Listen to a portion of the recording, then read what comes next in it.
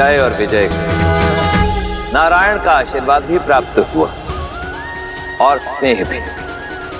देखते ही देखते वे दोनों लक्ष्मी और नारायण के सर्वप्रिय बनकर दिव्यता और पवित्रता के सर्वोच्च शिखर वैकुंठ के द्वारपाल बन गए वो दोनों। किंतु जैसा कि नारायण ने कहा, भक्ति की परीक्षा कठिन होती है और वो समय भी आ गया।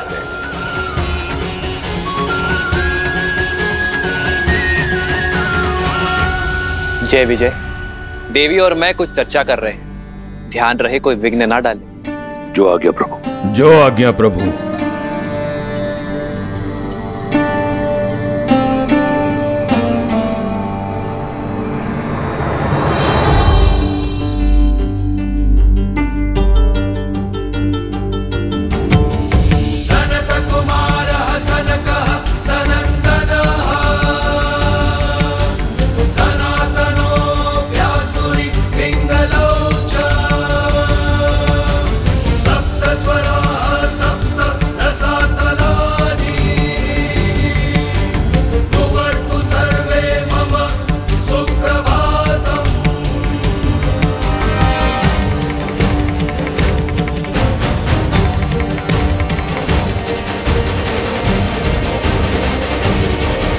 अब इसे दुर्भाग्य कहो या प्रारब्ध, ब्रह्मा के मानस पुत्र सनत कुमार वहां नारायण के दर्शन हेतु पहुंचे।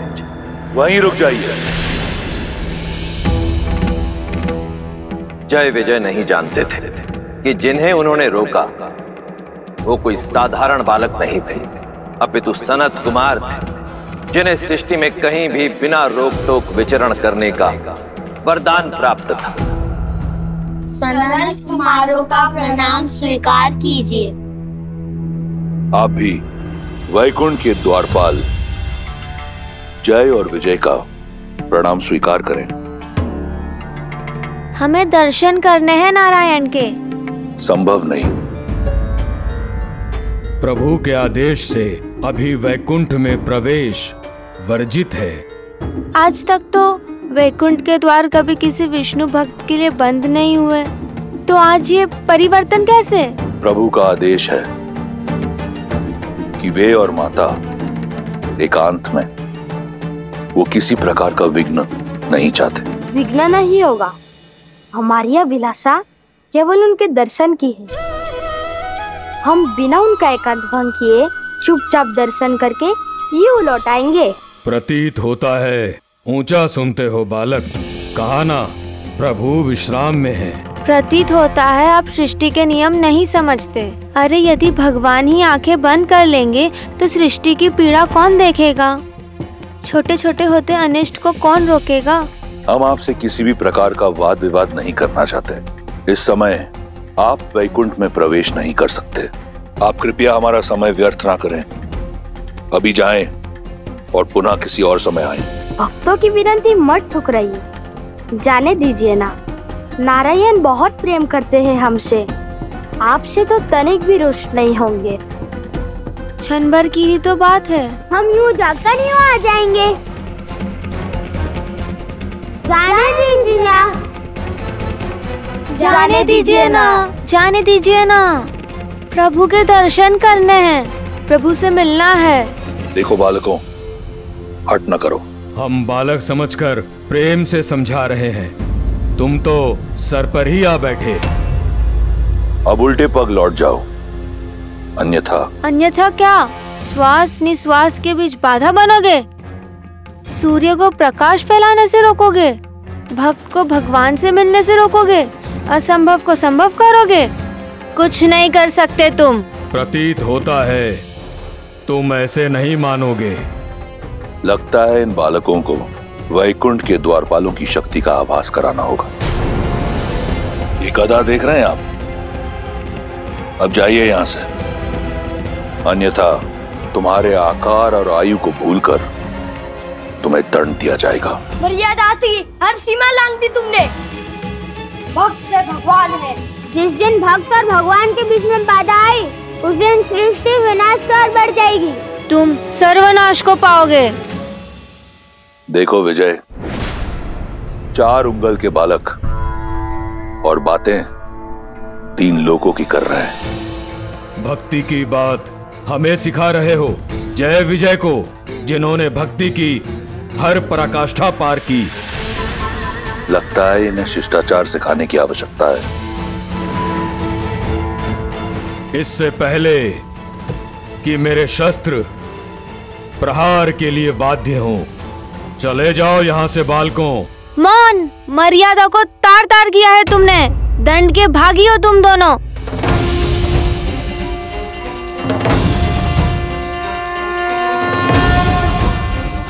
वैकुंठ वो है जहाँ कुंठा नहीं, और इस वैकुंठ में तुम जैसे अभिमानियों और अधर्मियों के लिए कोई स्थान नहीं हो सकता।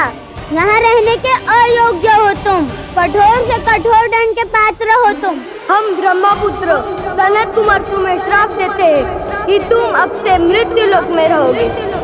जिन भक्तों को तुमने भगवान से दूर रखा, अब वही तुम्हें सदा सदा के लिए भगवान से दूर करते हैं। अपने प्रभु के दर्शन को तरसोगे तुम।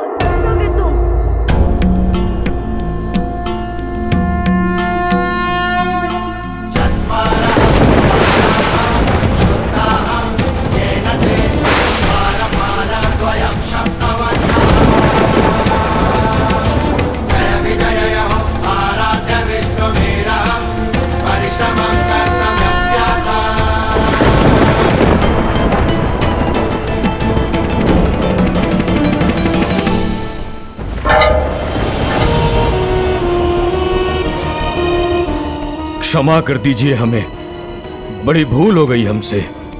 हम नहीं जानते थे कि आप ब्रह्मा पुत्र हैं। बालक समझकर आपसे उपहास कर रहे थे।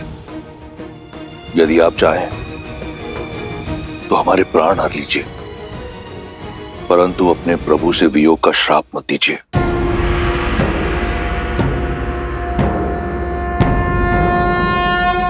नमो नारायण।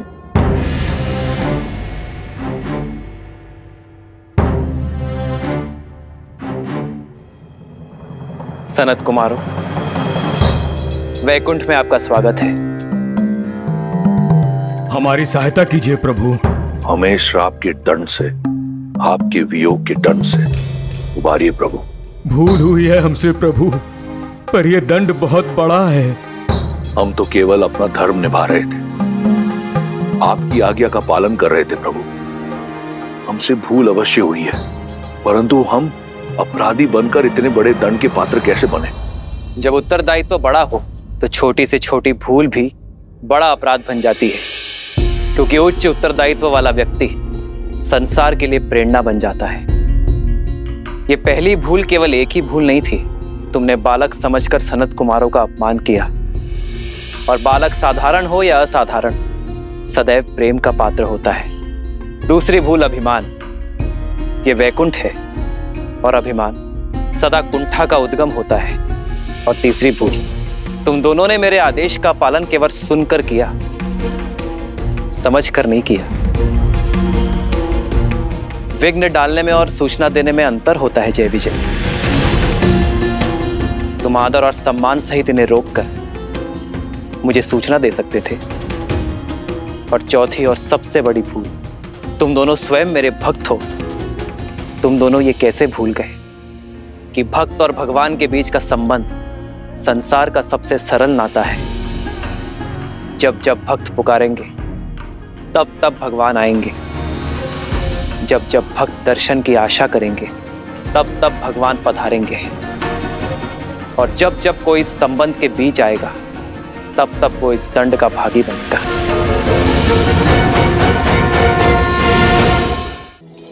कुमारगण, जय और विजय मेरे द्वारपाल हैं। इनके अपमान के लिए मैं आपसे क्षमा प्रार्थी हूँ। नहीं नहीं प्रभु, आप क्यों क्षमा मांग रहे हैं? आपका तो कोई दोष भी नहीं है। दोष है कुमारगण।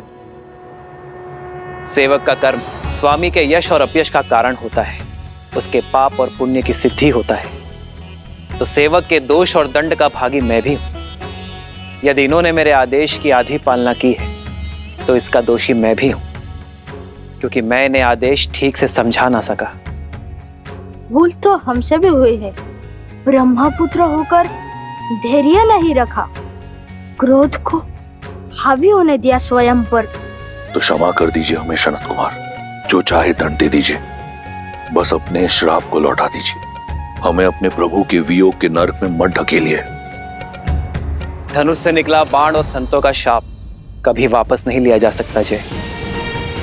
हमें स्वयं से दूर मत कीजिए प्रभु। बहुत कठोर तप करके यहाँ तक पहुंचे हैं प्रभु। आप तो संसार के पालन करता है, कोई तो उपाय निकालिए, उभारिए हमें।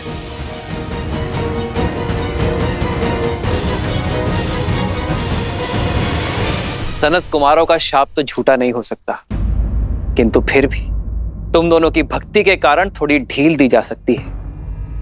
एक उपाय है जिससे तुम दोनों का दंड भी पूरा हो जाएगा और सनत कुमारों का शाप भी नहीं टूटेगा। तो बताइए प्रभु, शीघ्र अतिशीघ्र बताइए। 2 विकल्प है तुम्हारे पास, या तो 7 जन्मों के लिए मृत्यु लोक में मेरे भक्त बनकर रहो, या अगले 3 जन्मों तक मुझसे शत्रुता निभाओ, फिर वैकुंठ लौट कर आ पाओगे। चयन तुम्हारा है।